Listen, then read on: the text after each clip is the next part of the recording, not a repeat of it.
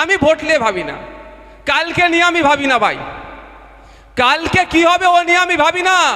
দ্বিতীয়বার এমএলএ হতে হবে, তেল লাগাতে হবে, চটি চাটতে হবে, ও আমার দ্বারাই ভাই হবে না। আমি বলে যাচ্ছি ভাই, ও আমার দ্বারাই হবে না। কালকে আমি বাঁচবো কি মরবো গ্যারান্টি নেই। 2026 সালে আবার এমএলএ হতে হবে, ও স্বপ্ন থেকে কিছু লাভ হবে? কাল কিসনে দেখা বলতে পারবে কেউ কালকে কি হবে?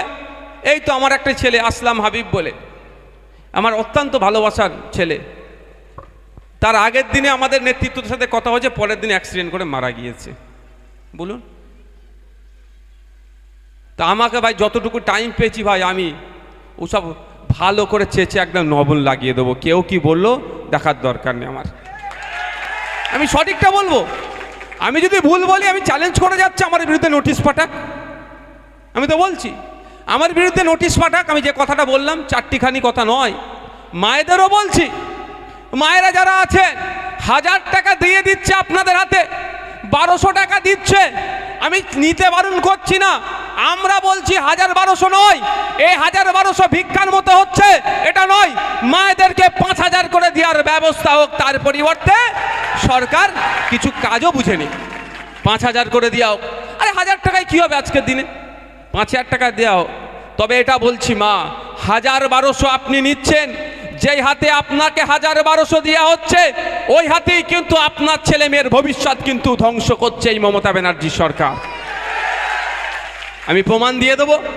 আপনাদের এখানে যে স্কুলগুলো আছে, আজকের পরে কালকে চলে যাবেন, স্কুল খোলা থাকবে নিশ্চিতভাবে, ছুটি নেই তো, আবার সব সময় ছুটি দিয়ে দেয়, সব সময় ছুটি। আরে মানে কি ভাববেন না, আপনি গরমের জন্য আপনার ছেলের উপকার করছে, ছুটি দিয়ে দিচ্ছে, এটা ভাববেন না।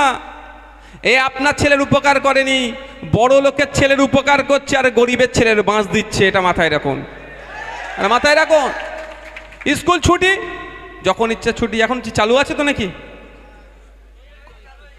আচ্ছা, সামনে স্কুল, এখন স্কুল চালু আছে, তার মানে তাহলে কালকে যাবেন, গিয়ে দেখবেন স্কুলগুলোতে কটা বাচ্চা পড়ে আর কটা টিচার, দেখে নেবেন চেক করে। মা আপনার ছেলেকে 1000-1200 টাকা, আপনার হাতে 1000-1200 টাকা দিচ্ছে, আর আজকে সন্ধ্যেবেলায় নওশাদ ভাইজান সত্যি কথা বলে গেল না, নোংরা রাজনীতি করলে আর 5টা রাজনীতি নেতাদের মতো, সেটা প্রমাণ করে নেবেন। বাড়ি যাবেন, ক্লাস 5-6 বাচ্চাটাকে আপনি ডাকুন, তাকে বলুন, এই তুই 5-6 পড়িস, ইংলিশে তোর নাম, তোর বাপের নাম, তোর মায়ের নাম, কোন ক্লাসে পড়িস, কোন স্কুলে পড়িস, তোর ঠিকানা এতটুকু লিখে দে। যদি 100টার মধ্যে 90টা না ফেল করে, আমি রাজনীতি করাই ছেড়ে দেবো। বুঝতে পেরেছেন? কিন্তু আপনার মাসে মাসে কিন্তু 1200 টাকা চলে আসছে অ্যাকাউন্টে, 1000 টাকা আপনার মাসে মাসে এসে যাচ্ছে, কিন্তু আপনার ছেলের ভবিষ্যৎটাকে ধ্বংস করছে। কেন? আর যার মা 1000-1200 টাকা নেয়নি, তার ছেলেটার কাছে যান, তার ছেলেটাকে প্রাইভেট স্কুলে পড়াচ্ছে, তার ছেলেটা ক্লাস 1 থেকেই কম্পিউটার পাচ্ছে, আর আপনার ছেলে নিজের নামটা ইংলিশে ঠিক করে লিখতে পারছে না। যখন বড় হবে তখন আপনার ছেলে কি হবে? আর নেতার ছেলেটা কি হবে ভাই? নেতার ছেলে নেতা হয়ে যাবে, বাইরে থেকে পড়িয়ে নিয়ে আসবে, ইংলিশে 2-4টে কথা বলবে, আর ভাবলেন ওরে বাবা। আর আপনার ছেলে বলবে এই লাঠিটা ধর আর বোমটা ধর, মার, ওই তামান্নার মতো ওকে খুন করে দিয়ে চলায়, পাড়াতে পাড়াতে ঢুকে হিংসা ছড়াবে। এর বাইরে কিছু হবে? জান না, ক্লাস 3-4 বাচ্চাদের আজকে মায়েরা চেক করে নেবেন। দিতে হলেও কিছু করার নেই, বলতে হবে ভাই, ভোট দেন আর না দেন, বলার সুযোগ পেয়েছে, এটা শুনে নেন আপনারা। দলিত, আদিবাসী, মুসলিম পাড়াতে চলে যান, বাড়াতে গিয়ে দেখুন, ক্লাস 3-4 বাচ্চাকে ডাকুন, যারা সরকারি স্কুলে পড়ে, অঙ্কের বইটা খুলে দিন, অনুশীলন একের অনুশীলনটা করতে দিন। জুলাই মাস চলছে তো, জুলাই মাসের 2 তারিখ, অর্ধেক তো ক্লাস হয়ে গিয়েছে প্রায়। একের অনুশীলনটা খুলে দিন, খুলে দিয়ে বলুন বাবা একটু অঙ্কটা করে দিত। কি বলছি বুঝতে পারছেন না? দেখুন কটা পাস করে। তাহলে ক্ষতি কার হচ্ছে? যার মা 1000-1200 টাকা নিচ্ছে, তার ছেলের ক্ষতি হচ্ছে। আমি বারণ করছি না, নেবেন না, 100 বার নেবেন, যা দেবে ছাড়বেন না, নাহলে ওটা ওরা চুরি করে নেবে। বুঝতে পেরেছেন? ছাড়বেন না। আর কারো বাবার টাকা দিচ্ছে না, আপনার আমার ট্যাক্সের টাকা আপনার আমার কাছেই ঘুরে আসছে। বুঝতে পেরেছেন তো? আপনার আমার ট্যাক্সের টাকা আপনার আমার কাছেই ঘুরে আসছে। তো একটু ভাবার চেষ্টা করুন, তাহলে আমাদেরকে কোন জায়গায় এরা নিয়ে যাচ্ছে? এটা বলি বলি অনেকের রাগ হয়ে যায়।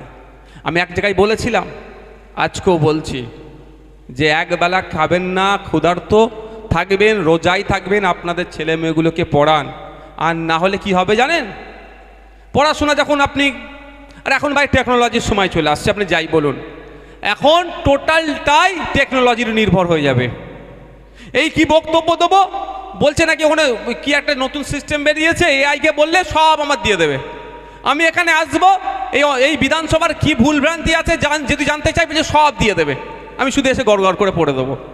এই শুনছিলাম আস্তে আস্তে, মানে যা চাইবেন তাই এখন মোবাইল এসে যাচ্ছে। আপনি ব্যবসা করবেন, সেটাও মোবাইলে চলে আসছে। তাহলে আপনার ছেলে মেয়ের ফিউচার পড়াশোনা না করলে ধ্বংস। এবার বলুন, আপনার ছেলেটা পড়াশোনা করেনি, এবার ভবিষ্যৎ তার কী হবে? তাকে তো খেটে খেতে হবে, খাটার জায়গা আছে, সব ইন্ডাস্ট্রি উঠে যাচ্ছে। তাহলে কি করতে হবে?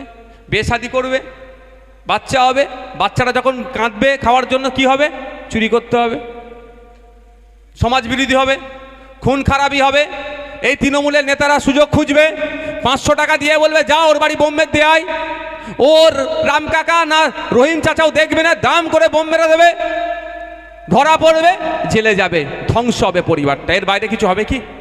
তাহলে এখন তখন কিন্তু আপনার এই যারা আমরা এখানে বসে আছি, আমাদের কিন্তু আমাদের পরের প্রজন্ম, এই বাচ্চা কাচ্চাগুলো কিন্তু ছাড়বে না।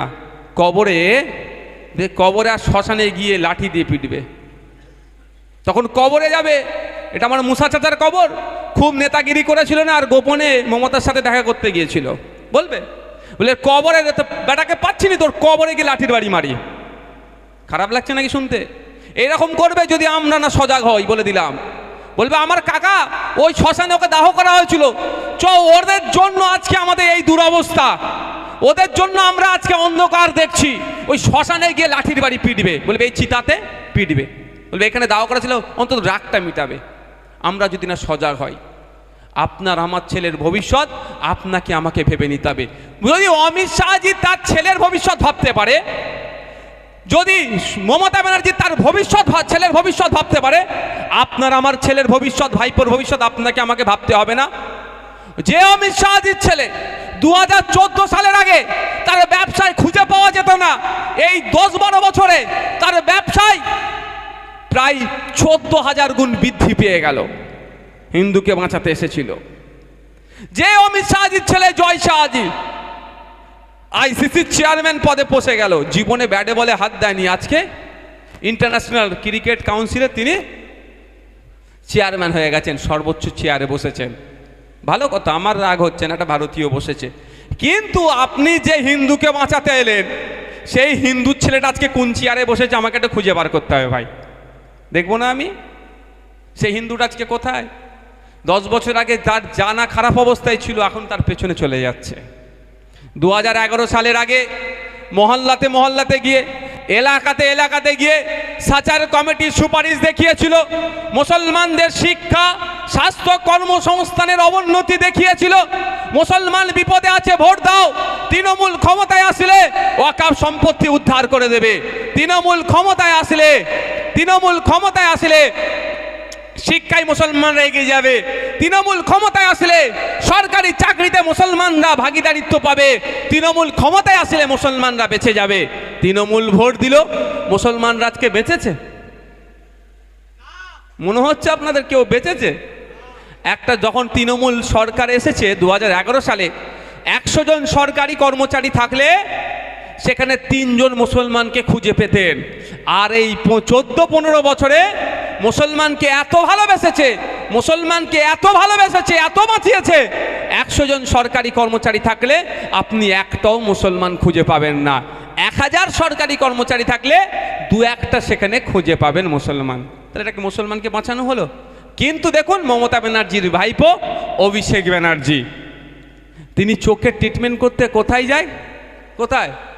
আমেরিকাতে যায়। শুনেছি আমি তার অসুস্থ, যাতে তিনি তার দ্রুত সুস্থতা হয়, চোখ যাতে ভালো হয়ে যায়, আমরা সকলে মিলে প্রেয়ার করব। আমার চরম শত্রু হলেও সে সুস্থ থাকুক, এটা আমরা সব সময় চাইব। এতে কোনো অমত আশা করছি কেউ হবে না। কিন্তু আমার প্রশ্ন তো গুটি কয়েক থেকে যাবে। আমার পাড়ার ছেলেটার অর্থের অভাবে চোখের ছানি কাটাতে পারছে না, আর মমতা ব্যানার্জির ভাইপো, যে মমতা ব্যানার্জি 2011 সালে আগে আপনাকে বাঁচাতে এসেছিল, আপনার চোখের ছানি অপারেশন এখন করতে পারছেন না, আপনাকে বাঁচাবার নামে ভাইপো চলে যাচ্ছে আমেরিকাতে চোখের ট্রিটমেন্ট করতে। যেই হসপিটালে, যে প্রতিষ্ঠানে ট্রিটমেন্ট করে, তার ফিস শুধু শুনেছি 1 কোটি টাকা। ক টাকা? 1 কোটি টাকা শুধু ফিস, ঔষধ নিন না। আমরা তো ট্রিটমেন্ট করতে যাই 200 টাকা।